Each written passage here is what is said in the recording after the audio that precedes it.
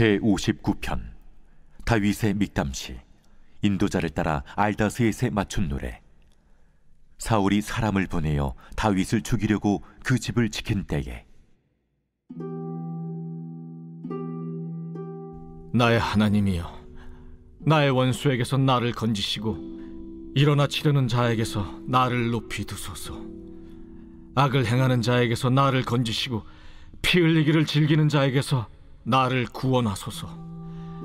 그들이 나의 생명을 해하려고 엎드려 기다리고 강한 자들이 모여 나를 치려 하오니, 여호와여, 이는 나의 잘못으로 말미암음이 아니요 나의 죄로 말미암음도 아니로소이다.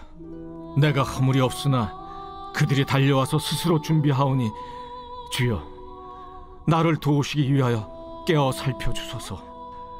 주님은 만군의 하나님 여호와 이스라엘의 하나님이시오니 일어나 모든 나라들을 벌하소서. 악을 행하는 모든 자들에게 은혜를 베풀지 마소서. 그들이 점으로 돌아와서 개처럼 울며 성으로 두루 다니고 그들의 입으로는 악을 토하며 그들의 입술에는 칼이 있어 이르기를 누가 들으리요 하나이다. 여호와여, 주께서 그들을 비웃으시며 모든 나라들을 조롱하시리이다. 하나님은 나의 요새이시니 그의 힘으로 말미암아 내가 주를 바라리이다. 나의 하나님이 그의 인자하심으로 나를 영접하시며 하나님이 나의 원수가 보응받는 것을 내가 보게 하시리이다. 그들을 죽이지 마옵소서. 나의 백성이 잊을까 하나이다. 우리 방패 되신 주여, 주의 능력으로 그들을 흩으시고 낮추소서. 그들의 입술의 말은 곧 그들의 입의 죄라. 그들이 말하는 저주와 거짓말로 말미암아 그들이 그 교만한 중에서 사로잡히게 하소서. 진노하심으로 소멸하시되 없어지기까지 소멸하사 하나님이 야곱 중에서 다스리심을 땅 끝까지 알게 하소서. 그들에게 점으로 돌아와서 개처럼 울며 성으로 두루 다니게 하소서.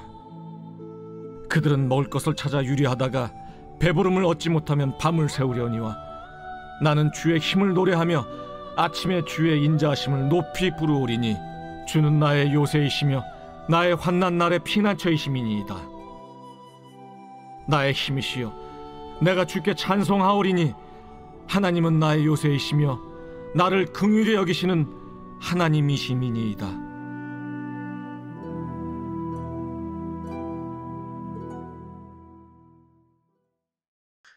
시편의 표제에 대해서 계속 눈이 간다라는 말씀을 제가 큐티 말씀을 나눌 때마다 드리고 있습니다.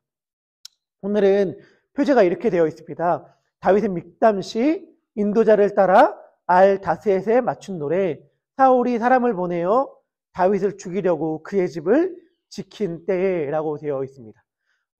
알다스에는 주여 우리를 혹은 나를 멸망시키지 마소서라는 뜻입니다. 그리고 그 배경은 뭐라고 되어 있냐면 사울이 사람을 보내어 다윗을 죽이려고 그 집을 지킨 때라고 되어 있는데, 이것은 사무엘상 19장의 말씀을 이야기합니다. 사무엘상 19장의 말씀은 이렇습니다. 사울이 다윗을 못마땅해 여깁니다. 그래서 요나단과 그의 모든 신하에게 명령하기를 다윗을 죽여라 이렇게 말을 해요. 그러니까 요나단이 다윗을 워낙 사랑하고 애정했기 때문에 우리 아버지가 너를 죽이라고 명령하였으니 도망가 있어라 라고 하고 다윗을 대피시킵니다. 그리고 아버지를 설득하기 시작해요. 왕이시여, 다윗이 대체 무엇을 잘못했습니까? 다윗은 왕에게 잘못한 것이 하나도 없고 오히려 선을 행했습니다. 그러니까 다윗을 죽이지 마십시오 라고 이야기를 해요. 그리고 사울이 그 얘기를 듣고 수긍합니다. 맞아, 생각해보니까 다윗은 나에게 잘못한 게 하나도 없구나. 내가 다윗을 죽이지 않겠다. 살아계신 여호와의, 살아계신 하나님의 마음으로 맹세하기를 내가 다윗을 죽이지 않을 것이다 라고 확언을 해줘요. 그러니까 그 맹세를 보증삼아 요나단이 다시 다윗을 부릅니다. 그래서 다윗이 사울과 함께 다시 친하게 곁에서 지내요. 그러다가 블레셋과의 전쟁이 일어났고 다윗은 그 블레셋과의 전쟁에 참여하여서 혁혁한 공로를 세웁니다. 그러니까 다시 사울의 마음이 불일 듯 질투가 일어나기 시작하는 거예요. 아니, 저 사람이 저렇게 다시 백성들의 인기를 얻기 시작하는구나 라고 하는 질투심에 사로잡힙니다. 그래서 사울 앞에서 다윗이 수금을 킬 때에 그 질투심에 사로잡힌 사울이 다윗을 향해 단창을 집어던지고 다윗은 그 창을 피해 도망갑니다. 그러니까 사울이 다시 명령을 내린 거예요. 다윗 잡아들여라 라고 해서 사울의 신하들이 다윗을 잡기 위해 다윗의 집으로 갑니다. 갔는데 일단 밤에는 다윗이 빠져나가지 못하도록 집을 철통같이 지키고 아침에 잡으려고 밤새 그 집에 다윗의 탈출 경로를 지키고 있었어요. 그래서 오늘 본문의 표제에서 사울이 사람을 보내어 다윗을 죽이려고 그의 집을 지킨 때라고 말을 했던 것입니다. 그런데 다윗의 아내이자 사울의 딸이었던 미갈이 자신의 남편을 보호하기 위하여 창문에 몰래 밧줄을 달아서 다윗을 대피시켜요. 그리고 드라빔이라고 하는 마네킹과 같은 우상에 다윗의 옷을 입힙니다. 다윗의 옷을 입히고 거기에 막 염소털로 머리카락처럼 이렇게 분장을 해요. 그 다음에 침대에 눕히고 이불을 덮어서 다윗이 누워있는 것처럼 이야기한 다음에 다윗이 아파서 누워있으니 돌아가십시오 라고 다윗을 잡으러 온 전령들에게 이야기합니다. 그 사실을 신하들은 사울에게 보고하고 사울은 아니 그래서 데려오지 않았다는 게 말이 되냐. 침대채로라도 들고 와라. 침대채로라도 들고 오면 내가 그때 침대에서 그냥 다윗을 죽여버리겠다 라고 명령을 하고 다시 사울의 신하들이 다윗을 잡기 위해 집으로 갔는데 알고 보니까 뭐였어요? 다윗은 도망쳤고 누워있던 것은 마네킹과 같은 것이었다 라고 하는 것이 사무엘상 19장의 이야기, 오늘 말씀의 배경입니다. 여러분들, 다윗의 입장에서 살펴본다면 어떤가요?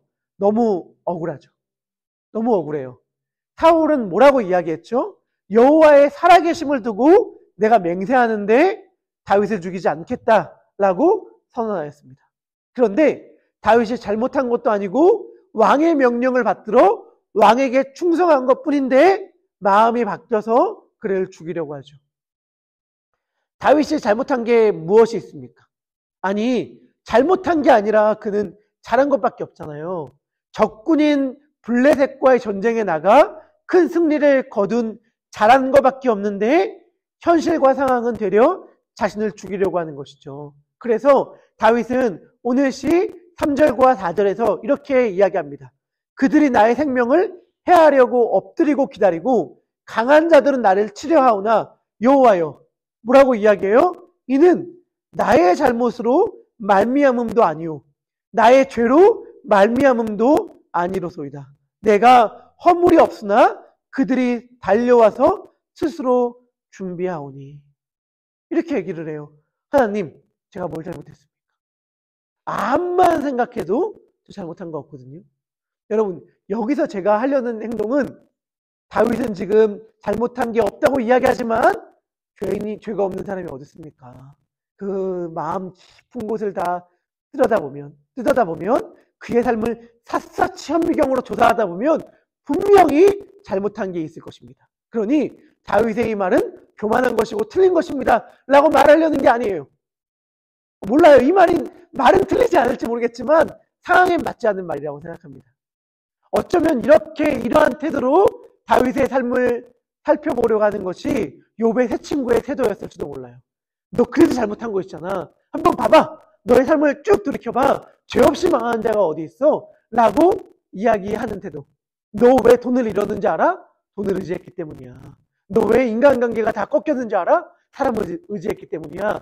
돈을 의지하고 사람을 의지하니 하나님께서 이렇게 벌을 내리신 것이 회개해 라고 말하는 것이 어쩌면 욥의 새 친구의 모습들일지 몰라요. 다윗을 저는 그러한 식의 마음으로 보고 싶지 않아요. 다윗은 정말 잘못한 게 없어요. 근데 이러한 일들을 당했다는 거죠. 다윗의 놀라움이 근데 뭔지 아세요? 다윗의 놀라움은 잘못한 것이 없는데, 허물이 없는데, 죄가 없는데 이러한 일을 당했다는 게 놀라운 게 아니에요. 이러한 일들을 당했을 때 그 일들에 반응하는 태도가 우리와 너무 달라요. 우리가 죄가 없다고 생각할 때에, 내가 잘못한 게 없다고 생각할 때에 나에게 어려움이 찾아오면 우리는 어떻게 반응합니까? 우리는 어떻게 반응하죠? 제가 사실은 좀 어느 순간부터 하나님이 주신 깨달음과 마음이 있어서 마음을 고쳐먹은 게 있는데 고쳐먹기 전에 저의 마음을 좀 이야기하고 싶습니다. 그게 뭐냐? 진짜 부끄러운 고백인데 용기 내서 여러분들께 얘기를 합니다. 정말 여러분들 그러면 안 되고 저 이걸 떳떳해서 얘기하는 게 아니라 부끄러움으로 얘기한다는 것, 반성하는 마음과 회개하는 마음으로 이야기하는 거라는 걸 말씀드립니다. 며칠 전에 제가 티켓을 받았습니다. 티켓을 받았는데 정말 너무 잘못했죠. 잘못했어요. 회개합니다. 반성합니다. 억울하지 않습니다. 근데 이렇게 운전 중에 전화기를 만졌다고 티켓을 받았어요.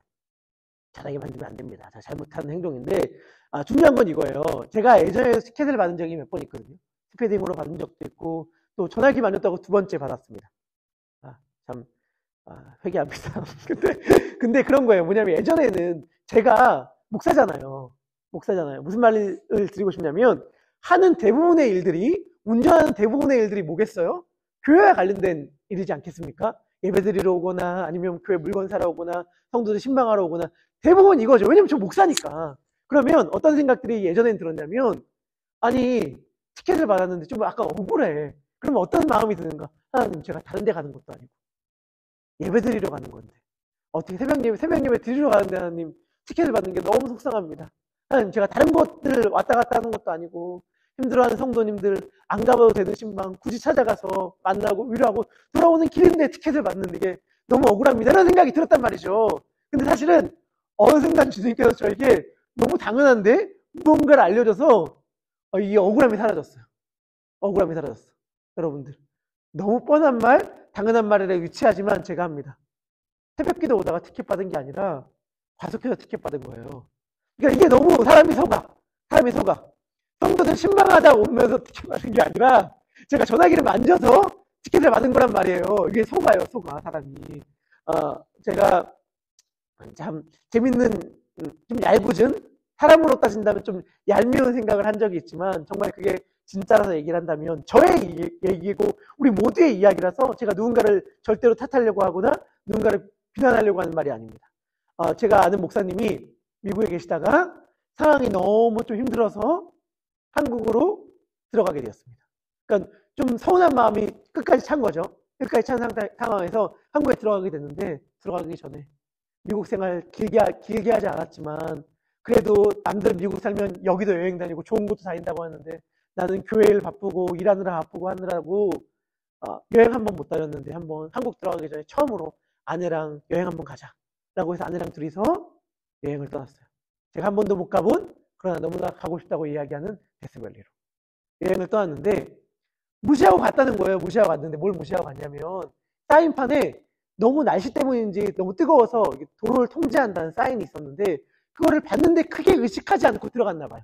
그럴 수 있죠. 운전하다 보면은 저거 뭐야? 이렇게 하고 그냥 들어갈 수 있잖아요.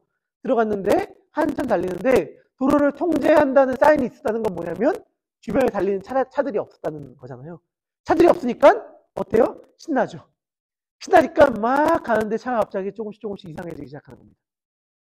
차가 열을 받은 거예요. 오래된 차, 좋지 않은 차니까 열을 받아서 조금씩 속도가 줄어드는데 갑자기 차가 서버렸어요.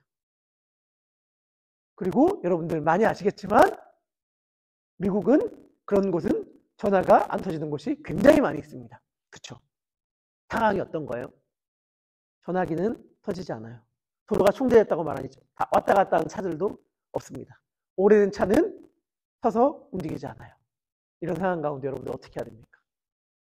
아내는 상황이 무서우니까 마음이 좀 여리셔서 울면서 막 걱정하고 있고 남편이 모든 상황 가운데서 대뜸 나오는 첫마디가 뭐였냐면 하나님 너무하십니다. 너무하십니다. 아니 제가 이러한 상황 가운데서 한국에 들어가는 것도 너무 속상한데 한국에 들어가기 전에 처음으로 아내랑 함께 여행 나오려고 하는데 어떻게 이거를 그냥 봐주지 못해서 이러한 일들을 당하게 하십니까?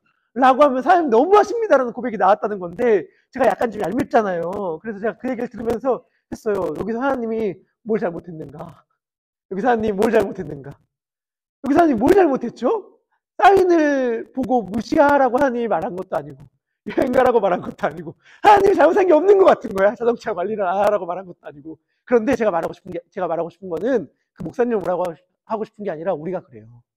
우리가 겪는 대부분의 황당하고 억울하고 속상하고 분한 상황 가운데, 특별히 우리가 이야기하잖아요. 내가 뭘 잘못했습니까? 라고 하는 수많은 상황 가운데 저는 되려 하나님이라면 묻고 싶겠다 싶은 거예요. 나는 뭘 잘못했냐? 나는 그럼 뭘 잘못했길래 나를 그렇게 원망하냐? 여러분, 사실은 이런 표현이 목사가 설교 가운데 해서 표현이 해서 안 될 표현이라는 걸 알지만, 그냥 우리의 이해를 돕기 위해 이야기한다면 그걸 액바지라고 하나? 그러니까 하나님을 우리의 안 좋은 걸 막 받아주는 게 너무 많아. 우리의 그냥 억울함, 원망, 잘못한 거 하나도 없이.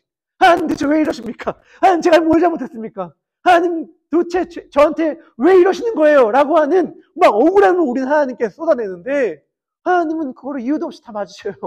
도대체 하나님은 뭘 잘못했단 말인가? 저는 여기서 다윗과 우리의 결정적인 위대한 차이를 보는 거죠.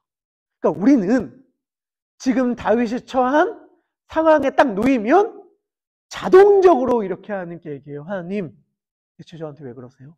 제가 뭘 잘못했다고 저한테 이러세요? 제가 잘못한 게 뭐가 있어요? 왜 사울 왕은 저를 죽이려고 하죠? 저는 그냥 열심히 산 죄밖에 없잖아요.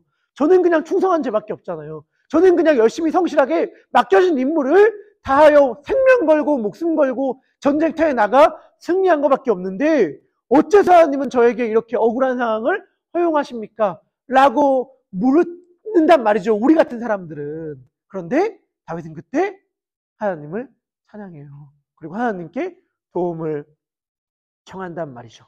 저는 거기서 다윗과 우리의 위대한 차이, 다윗의 위대함이 있다고 생각하고 결정적인 차이가 있다고 생각하고, 어쩌면 그래서 우리의 삶이 이토록 능력이 없는 건지도 모르겠다는 생각을 하게 됩니다. 다윗은 이런 상황 가운데서 하나님을 원망하지 않습니다. 하나님께 간구하며 하나님을 찬양합니다. 나는 주의 힘을 노래하며 아침에 주의 인자하심을 높이 부르리오니 주는 나의 요새이시며 나의 환난 날의 피난처이심이니이다. 나의 힘이시여 내가 주께 찬송하오리니 하나님은 나의 요새이시며 나를 긍휼히 여기시는 하나님이시니이다. 다윗은 이때도 하나님을 찬양하고 하나님을 높입니다. 제가 표제를 많이 묵상하게 된다고 말씀드렸잖아요. 다윗이 이 시를 지은 건 사울이 사람을 보내어 자신을 죽이려고 그 집을 지킨 때입니다. 여러분들, 다윗이 도망가면서 라이브로 이 시를 노래를 막 지으면서 도망가면서 노래를 불렀겠어요? 아니지 않겠어요? 물론 그랬을 수도 있겠죠. 아저씨들은 무슨 상황 때 노래한다면서요? 무슨 혼잣말로 노래한다면서요? 근데 암만 생각해도 막 자기를 잡으려고 막 군사들이 왔는데 그 상황에서 갑자기 노래를 즉흥적으로 지어가지고 막 부르면서 하지 않았겠죠. 노래를 지은 타이밍은 모르겠지만 중요한 건 이때를 회상하면서 노래를 지었겠죠. 회상하면서 노래를 지었을 것이고, 중요한 거는 그 지은 타이밍이 그 직후일 수는 있겠지만 확실한 것. 여러분들 시편을 묵상하면서 이 점을 생각하면 정말 더 깊고 풍성한 묵상을 할 수 있는데, 이 시를 지은 타이밍을 얘기해요. 시편은.